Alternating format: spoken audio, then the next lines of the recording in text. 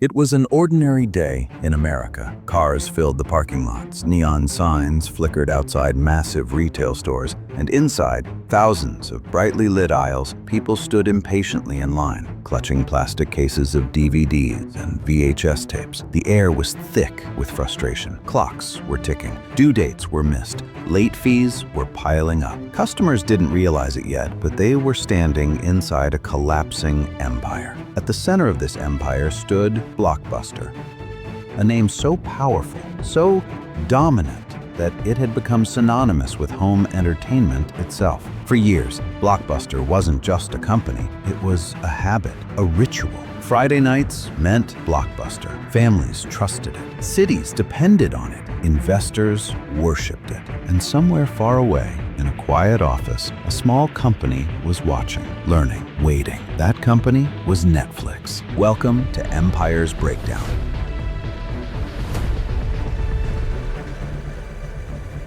Where we expose how empires don't always fall with explosions or wars, but with arrogance, denial, and the inability to see what's coming. Netflix's story is not a fairy tale of luck. It is a slow-burning psychological war, one where patience defeated power and vision crushed size. In the late 1990s, Blockbuster ruled the entertainment world without competition. With more than 9,000 stores worldwide, it controlled movie distribution like a monopoly. Customers had no alternatives. If you wanted to watch a movie at home, Blockbuster decided how, when, and at what cost. And that cost didn't stop at rental fees. Blockbuster's real money came from punishment, late fees. Miss a return date and you paid. Forget to rewind a VHS tape and you paid again. These penalties weren't small, they were systematic. By the end of the 1990s, Blockbuster was earning nearly $800 million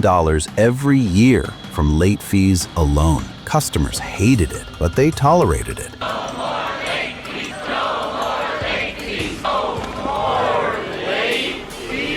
Because there was nowhere else to go. Blockbuster believed it had trapped its audience forever. Then came two men who didn't fit the mold of corporate conquerors, Reed Hastings and Mark Randolph. Netflix didn't begin as a streaming giant. It didn't even begin as a threat. Its original idea was painfully simple: rent DVDs by mail. No stores, no lines, no late fees. Just browse online, receive a DVD at home, and return it whenever you want it. When Netflix launched its early promotions, something unexpected happened. On the very first day, 90% of the people who saw the promotion subscribed. These weren't random users. These were the exact customers Reed and Mark were targeting, the people exhausted by Blockbuster's punishments, customers who didn't want entertainment to feel like a contract. Netflix didn't sell movies, it sold relief. Meanwhile, inside Blockbuster's executive offices, Netflix barely registered as noise. Blockbuster executives saw the internet as a side experiment. Too small, too slow, too unreliable. Streaming sounded like science fiction. Physical stores were making billions. Why fix something that wasn't broken? This arrogance would become fatal. Reed Hastings understood something crucial. Netflix was still fragile. It lacked capital. It lacked scale. And Blockbuster still had the power to crush it. So Reed made a move that history would remember forever. Netflix approached Blockbuster with a proposal: buy us. For $50 million, Netflix would handle Blockbuster's online business. Blockbuster would keep its empire. Netflix would become its digital arm. It was a chance to dominate the future before it arrived. The meeting didn't go as planned. When Reed Hastings calmly stated the price, $50 million, the Blockbuster CEO didn't negotiate. He laughed loudly. The idea that this tiny internet startup thought it was worth that much was insulting. Netflix was dismissed as irrelevant, a distraction, a joke. Reed and Mark walked out empty-handed. What Blockbuster didn't realize was that it had just rejected the only exit that could have saved it. Time moved forward. Netflix didn't panic. It didn't rush. It refined its subscription model. Instead of charging per rental, Netflix introduced unlimited rentals for a flat monthly fee. No deadlines, no penalties, no stress. Customers loved it. And something else was happening quietly behind the scenes. Netflix was collecting data. Every movie rented, every genre preferred, every pattern of behavior. Netflix wasn't just delivering DVDs, it was learning human taste at scale. Blockbuster had customers. Netflix had intelligence. Eventually, Blockbuster noticed its numbers slipping. Customers were quietly leaving. Executives panicked and launched their own DVD by mail service. But Blockbuster was trapped by its own infrastructure. Thousands of physical stores meant massive overhead costs. Worse, late fees, its biggest profit engine, were now a liability. Removing them would destroy revenue. Keeping them would drive customers away. Blockbuster couldn't move without hurting itself. Netflix had no such burden. Then came the move that changed everything. Netflix began investing in video on demand, streaming movies directly through the internet. No DVDs, no waiting, just instant access. At the time, the idea sounded ridiculous. Internet speeds were slow. Bandwidth was expensive. The technology was immature. But Netflix understood something Blockbuster didn't. You don't wait for the future to be perfect. You build it before others believe in it. Blockbuster responded with chaos. It made hasty decisions. It punished customers even harder. If tapes weren't rewound, customers were charged extra. Instead of fixing its relationship with its audience, Blockbuster squeezed them.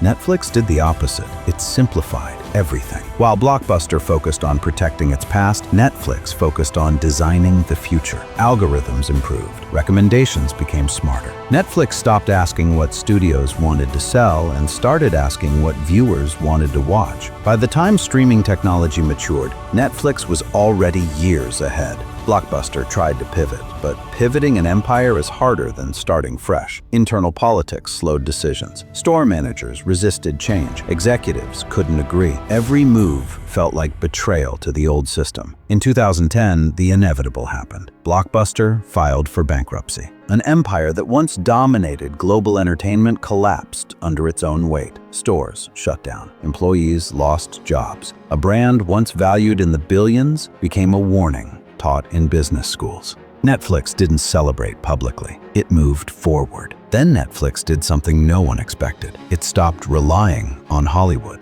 Netflix began creating original content, shows, movies, documentaries, entire franchises. Netflix used its data advantage to predict success before production even began. It knew which actors attracted viewers, which genres held attention, which stories kept people subscribed. Blockbuster had depended on studios. Netflix became the studio. Today, Netflix operates in over 190 countries. Its workforce is spread across the globe. Its valuation exceeds hundreds of billions of dollars. It generates nearly $19 billion annually, a number so large it eclipses the price Blockbuster once laughed at. Blockbuster, meanwhile, exists only in memories. People visit the last remaining store not to rent movies, but to remember a fallen giant. Netflix didn't win by being stronger. It won by being smarter. Blockbuster believed its size made it immortal. Netflix believed change was inevitable, and that belief made all the difference. Empires don't collapse when they lose money. They collapse when they lose vision. Blockbuster had power. Netflix had foresight, and foresight always wins. This is Empire's Breakdown,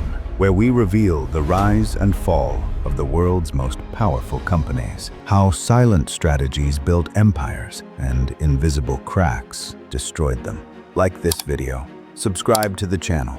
Which company should we break down next? Comment below.